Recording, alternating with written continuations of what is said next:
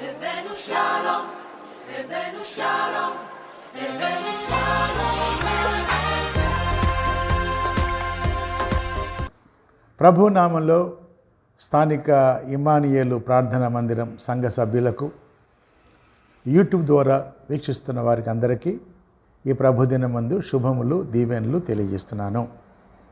గడిచిన కొన్ని వారాలుగా దావీదు సంకీర్తనలు 150 మొదటి స్కంధము ధ్యానిస్తూ వచ్చాం. మొదటి స్కంధం అంటే దేవుని సార్వభౌమత్వాన్ని సూచిస్తూ ఉంది. మొదటి కీర్తన నుండి 40వ కీర్తన వరకు ఇది మొదటి స్కంధముగా చెప్పవచ్చు.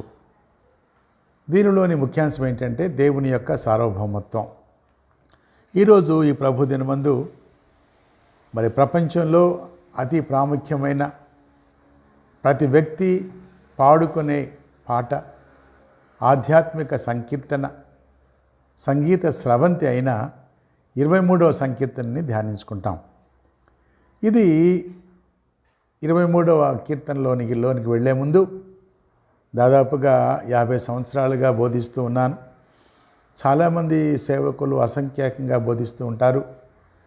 ప్రతిసారి బోధిస్తున్నప్పుడు నూతన కోణం ద్వారా పరిశుద్ధాత్మ దేవుడు మాట్లాడుతూ ఉన్నారు. అలాగనే ఈరోజు కూడా నీకు నాకు వింటున్న వారికి అందరికీ కూడా నూతన విధానంగా ప్రభువారు మాట్లాడాలని ఆశిస్తున్నాను. 23వ కీర్తన ఓ అద్భుతమైన సంగీత స్రవంతి అని జ్ఞాపకం చేస్తున్నాను. ఈ దేవుని యొక్క సార్వభౌమత్వంలో సాగుతున్న ఈ కీర్తన పర్వం ఏంటంటే, ఎప్పుడైతే యెహోవా మన కాపరిగా ఉంటాడో, యేసు ప్రభువారు మనకు కాపరిగా ఉంటాడో, పరిశుద్ధాత్మ దేవుడు మనకు కాపరిగా ఉంటాడో, దేవుని సార్వభౌమత్వంలో సాగుతూ ఉంటాము. దేవుని యొక్క అధికారం క్రింద జీవిస్తూ అద్భుతమైన గొర్రెల వలె కాపరి చెంతలో ఉంటామనే మాటను జ్ఞాపకం చేసుకుంటున్నాను. సరే, 23వ కీర్తన మొదటి వచనం, యెహోవా నా కాపరి, నాకు లేమి కలగదు.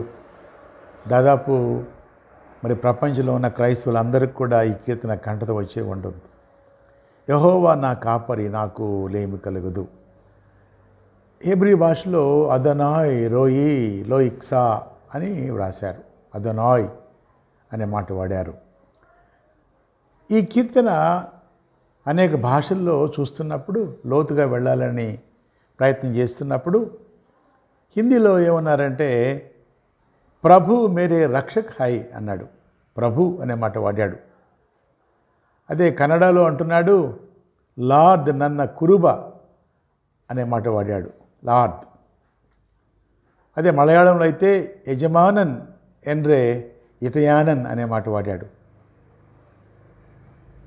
ఇవన్నీ కూడా అదనాయికి సంబంధించిన మాటలే. తమిళ భాషలో కూడా చాలా చక్కగా అంటారు, కర్తర్ రేన్ మేపర్ అనే మాట వాడారు. ఇవన్నీ ఒక పక్కగా ఉంటే, ఈ తెలుగు భాషలో మాత్రము 100కి 100 పాళ్ళు అచ్చమైన ట్రాన్స్లేషన్ యెహోవా, యాహ్వే, యెహోవా నా కాపరి అనే మాట వాడారు. ఎంత ఆధ్యాత్మిక ధైర్యం విలియం కేరీ గారి కంటే. యెహోవా అనే మాట ఉచ్చరించడానికి భయపడే ఆ రోజుల్లో అద్భుతమైన మాటను ఉన్నది ఉన్నట్లుగా యెహోవా నా కాపరి అనే మాట వాడి మరి ప్రపంచానికి ఒక నూతన సంకేతాన్ని భక్తులు, పరిశుద్ధులు, ఈ బైబిల్ ట్రాన్స్లేట్ చేసిన వారు ఇచ్చారు. వారికి దేవుని పక్షంగా వారిని జ్ఞాపకం చేసుకుంటున్నాను. సరే, యెహోవా నా కాపరి, నాకు లేమి కలగదు. ఈ కీర్తనలు వెళ్లే ముందు 3 కాపరులు కనపడుతున్నారు మనకు. ఒకటేంటంటే ఫాదర్ షెపర్డ్, కాపరుల తండ్రి, తండ్రి అయిన కాపరి. రెండవది రక్షకుడైన కాపరి, మన కొరకు గొర్రెపిల్లగా వచ్చి లోక పాపమును మోసుకొని పోవు దేవుని గొర్రెపిల్లగా వచ్చి వధించబడి మరణించి మృత్యుంజయుడిగా లేచిన మంచి కాపరి, గొప్ప కాపరి, ప్రధాన కాపరైన యేసు ప్రభువారు కూడా దీనిలో ఉన్నారు. ముందుగా ఫాదర్ షెపర్డ్, తండ్రి అయిన కాపరి అనుకున్నాం. తర్వాత రక్షకుడైన కాపరి ప్రభు అయిన యేసుక్రీస్తు వారు. మూడవది సజీవుడైన కాపరి, shepherd of the Holy Spirit God, పరిశుద్ధాత్మ దేవుడు కాపరిగా అనునిత్యము అనుక్షణము కాపరిగా ఉన్న నిన్ను నన్ను పోషిస్తూ నడిపిస్తూ తన స్వరూపాన్ని మనకు కనబరుస్తూ తన ప్రక్షాళన ద్వారా మనల్ని ప్రబోధిస్తూ మనల్ని ప్రజ్వలింపజేస్తూ జీవిత యాత్రలో విజయవంతంగా నడిపిస్తున్నారు. కాబట్టి ముగ్గురు కాపరులు, father shepherd, good shepherd and Holy Spirit shepherd of God. కాబట్టి ఇక్కడ ఈ ముగ్గురు దాగి ఉన్న కీర్తన 23వ సంకీర్తన. దీనిలో కాపరి యొక్క స్వరూపము, కాపరి యొక్క స్వభావము, కాపరి యొక్క మనస్సు, కాపరి యొక్క గుణం, కాపరి యొక్క అభిలాష, కాపరి యొక్క అభిషేకం, కాపరి యొక్క ఆజ్ఞలు, కాపరి యొక్క అధికారం, ఇవన్నీ కూడా దాచి ఉంచారు. ఇవన్నీ మనం పొందుకోవాలంటే కాపరి ఆధిపత్యంలో నువ్వు నేను గొర్రెవలే ఉండాలి. దాదాపుగా ఈ 6 వచనాల్లో కాపరి యొక్క అద్భుతమైన అజరామరమైన 7 సుగుణాలు ఉన్నాయి. ఈ సుగుణాలు నీలో నాలో ఉన్నప్పుడు, ఈ సుగుణాలకు చేరువుగా ఉన్నప్పుడు ధైర్యంగా చెప్పగలము. అప్పుడు నిజంగా ఆయనే మనకు కాపరిగా ఉంటాడు. మొట్టమొదటిగా చూస్తున్నప్పుడు యెహోవా నా కాపరి, నాకు లేమి కలుగదు. ఇక్కడ కాపరి యొక్క స్వభావాన్ని చూస్తున్నాం. లేమి కలుగదు, కష్టం ఉండదు, ఇరుకు ఇబ్బందులు ఉండవు. ఒకవేళ అలాంటి పరిస్థితులు వచ్చినా కూడా కాపరి చెంతగా ఉంటాం కాబట్టి ఆ పరిస్థితుల నుంచి ఆయన మనలను దాటివేస్తాడు. ఒక మాట అంటాడు కీర్తన 34లో, సింహపు పిల్లలు లేమిగలవై ఆకలిగొన్నను కూడా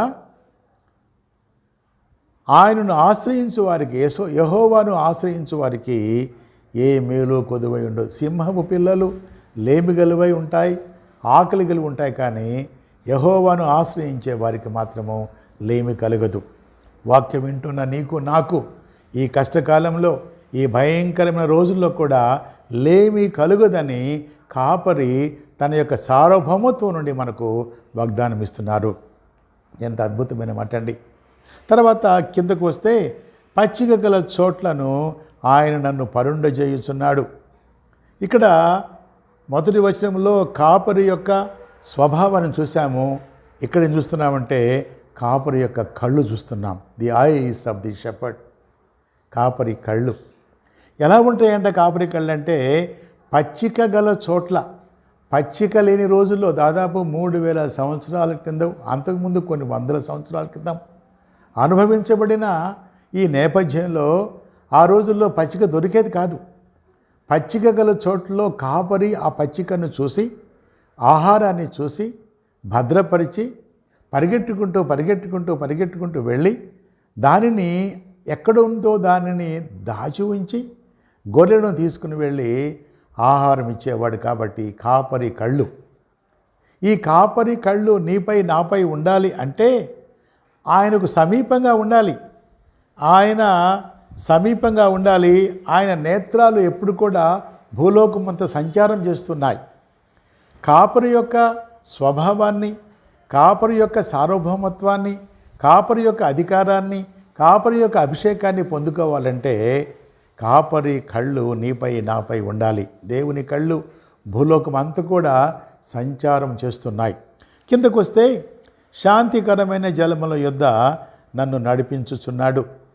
ఇక్కడ 3వ గుణం ఏంటంటే కాపరి యొక్క కాళ్ళు, the feet of the shepherd. మొదటిగా కాపరి స్వభావం చూసాము, రెండవదిగా కాపరి కళ్ళు చూసాము, మూడవదిగా కాపరి కాళ్ళు, the feet of the shepherd. ఆయన పాదాలు పట్టుకోవాలి. ముందు ఆత్మీయంగా ఆలోచిస్తే ఆయన పాదాలు పట్టుకుంటే పాప క్షమాపణ పొందిన తర్వాత, ఆయన గొర్రెగా మార్చబడిన తర్వాత, ఆయన అడుగుజాడల్లో నీవు నేను వెళ్తున్నప్పుడు ఇక మనకు మరణ భయం ఉండదు. ఇక మన గమ్యము నిత్య నివాసము పరలోకమే. కాబట్టి ఇక్కడ 3వ సుగుణం ఏంటంటే కాపరి యొక్క కాళ్ళు.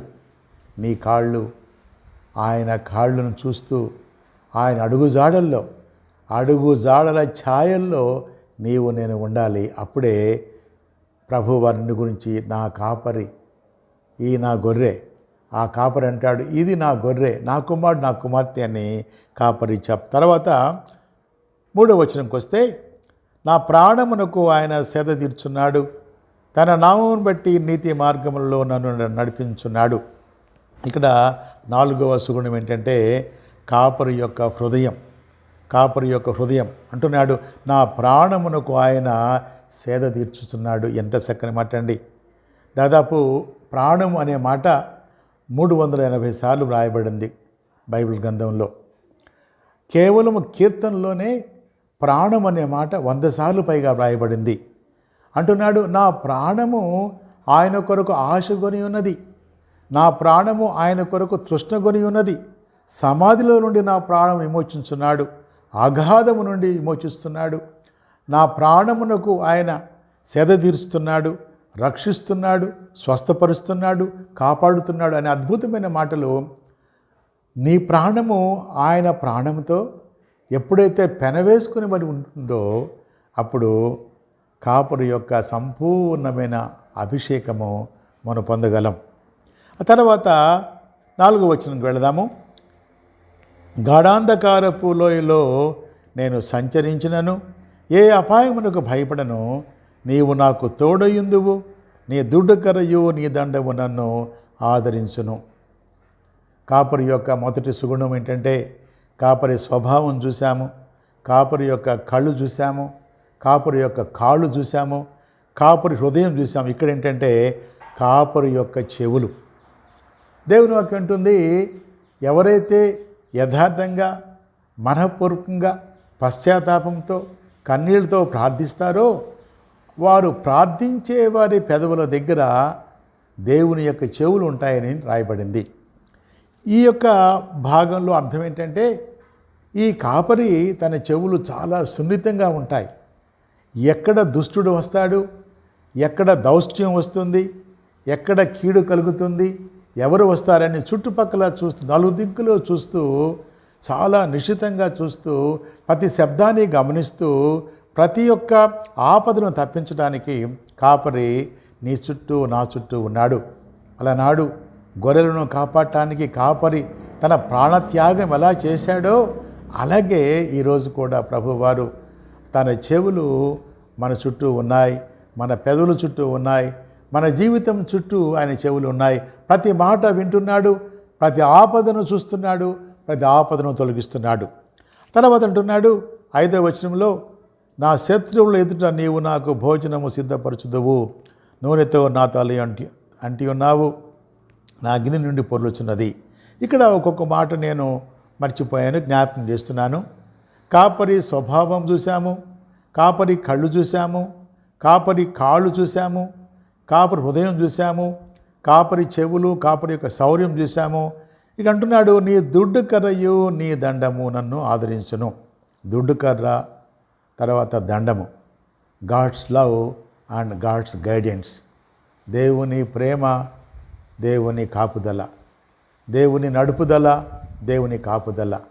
ఎవరైతే ఆయన గొర్రెగా ఉంటారో ఈరోజు కూడా దేవుని వాక్యం, సజీవమైన వాక్యం నీతో నాతో మాట్లాడుతుంది. తర్వాత అంటాడు 5వ వచనంలో, మరి కాపరి యొక్క చేతులు మనం గమనిస్తున్నాం, హ్యాండ్స్ ఆఫ్ ద షెపర్డ్. కాపరి స్వభావం, కాపరి కళ్ళు, కాపరి కాళ్ళు, కాపరి హృదయం, కాపరి చెవులు, కాపరి చేతులు. ఏమంటున్నాడంటే, నా శత్రువుల ఎదుట నీవు నాకు భోజనము సిద్ధపరచుదువు, నూనెతో నా తల అంటి ఉన్నావు, నా గిన్నె నుండి పొర్లుచున్నది అంటున్నాడు. ఇక్కడ కాపరి చేతులు ఏంటంటే అభిషేక తైలం, నూనె తీసుకుని ఆయన చేతుల్లో నూనె పోసుకొని తన చేతితో నా తలపైన నీ తలపైన పోసి అభిషేకించి ప్రోక్షించి నిన్ను నన్ను స్వస్థపరిచి సంపూర్ణంగా యాజకత్వంలో వస్తూ రాజకుమారుడిగా మారుస్తున్నాడు. చివరిగా అంటాడు 6వ వచనం, నేను బ్రతుకు దినములన్నయు కృపాక్షయములే నా వెంట వచ్చును, చిరకాలము యెహోవా మందిరములో నేను నివాసము చేసిదను. చివరి మాట, కాపరి నివాసం. కాపరి స్వభావం చూసాము, కాపరి కళ్ళు చూసాము, కాపరి కాళ్ళు చూసాము, కాపరి హృదయం చూసాము, కాపరి యొక్క చెవులు చూసాము, కాపరి చేతులు చూసాము, కాపరి యొక్క నివాసం. కాపరి అంటున్నాడు, నా గొర్రెగా ఉంటే మీ అంతిమ గురి నా నివాసమే. కాబట్టి సారాంశంగా చెప్పాలంటే ఒక మాట, కాపరి తను పాలించు గొర్రెలను, తను మేపు మందను, పరిపాలించు ప్రజలను నడిపిస్తూ పోషిస్తూ పరిపాలిస్తే చివరకు కాపరి నిత్య నివాసమైన పరలోకానికి తీసుకుని వెళ్ళి అక్కడ ఆయనతో నిరంతరము జీవించే మహాభాగ్యాన్ని ఇస్తాడు. ఇదే 23వ కీర్తన ప్రధాన అంశము. ఇదే మన జీవిత సారాంశం. ముగించే ముందు 7 సుగుణాలు మళ్ళీ జ్ఞాపకం చేసుకుంటాం. కాపరి స్వభావం, కాపరి కళ్ళు, కాపరి కాళ్ళు, కాపరి హృదయం, కాపరి చెవులు, కాపరి చేతులు, కాపరి యొక్క నివాసం. ఈరోజు వాక్యం వింటున్నా నీవు నేను ఒకవేళ ఇంకనూ కూడా ఆయన సార్వభౌమత్వం కింద, ఆయన కాపరత్వం కింద లేకుంటే, ఏ దినమైనా నీ జీవితాన్ని సమర్పించుకుంటే కాపరి ఆయన పోషిస్తాడు, కాపరి నడిపిస్తాడు. ఎంతవరకంటే నాకు లేమి కలుగదు అని చెప్పిన అదే కాపరి, ఆ గొప్ప కాపరి, ఆ ప్రధాన కాపరి, ఆ మంచి కాపరి, ఆ ఆత్మల కాపరి పరలోకానికి తీసుకువెళ్తాడు. అలాంటి మహాకృప ప్రభు మనకు దయచేయను గాక. దేవుడు మనల్ని దీవించను గాక. ప్రార్థన చేసుకుంటాం.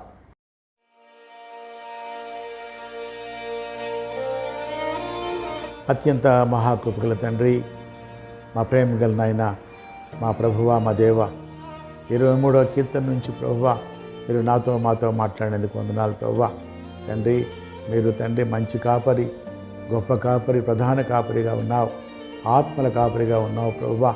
తండ్రి, నీ యొక్క అయినా కాపరత్వంలో, నీ ఆధిపత్యంలో నన్ను ఉంచు తండ్రి. తండ్రి ప్రభువా, నీ యొక్క హృదయాన్ని నేను చూసా ఈరోజు ప్రభువా. అంతేకాకుండా మీ కళ్ళు నాపై ఉన్నాయి, మీ కాళ్ళు ప్రభువా తండ్రి, మీ కాళ్ళు పట్టుకొని మీ అడుగుజాడులో నడిచే కృప దయచేయి ప్రభువా. అవును తండ్రి, తండ్రి ప్రతి క్షణం కూడా, ప్రతి నిత్యం కూడా మీరు మాతో ఉన్నారు ప్రభువా. తండ్రి ప్రభువా, నీ యొక్క తండ్రి చెవులు ప్రభువా ఎప్పుడూ తండ్రి నన్ను వింటూ, నా ప్రార్థన ఆలకిస్తూ, నన్ను ప్రభువా తప్పిస్తున్నావు ప్రభువా. అంతేకాకుండా ప్రభువా తండ్రి, నీ యొక్క మనసు నేను గమనించాను ప్రభువా. తండ్రి, నాకు అనునిత్యం కాపరిగా ఉన్నావు ప్రభువా. అంతేకాకుండా ప్రభువా తండ్రి, ఎంతో మహోన్నతమైన తండ్రి పరలోక భాగ్యం మీరు నాకు ఇవ్వబోతున్న వందనాలు తండ్రి. ఇలాంటి గొప్ప దేవుడు నాకున్నందుకు ప్రభువా, ఈ ప్రభు దినమందు తండ్రి నేను కూడా ప్రభువా నా చేతులు జోడించి నా మనసు శరీరాత్మలను ఐక్యపరుచుకుంటూ ప్రభువా నా కొరకు రానయ్యున్న గొప్ప కాపరి నీవని జ్ఞాపకం చేసుకుంటూ నా స్తుతి ఆరాధన శ్రీమంతుడైన యేసు ప్రభు నామములో సాగిలిపడి సమర్పిస్తున్నాను తండ్రి.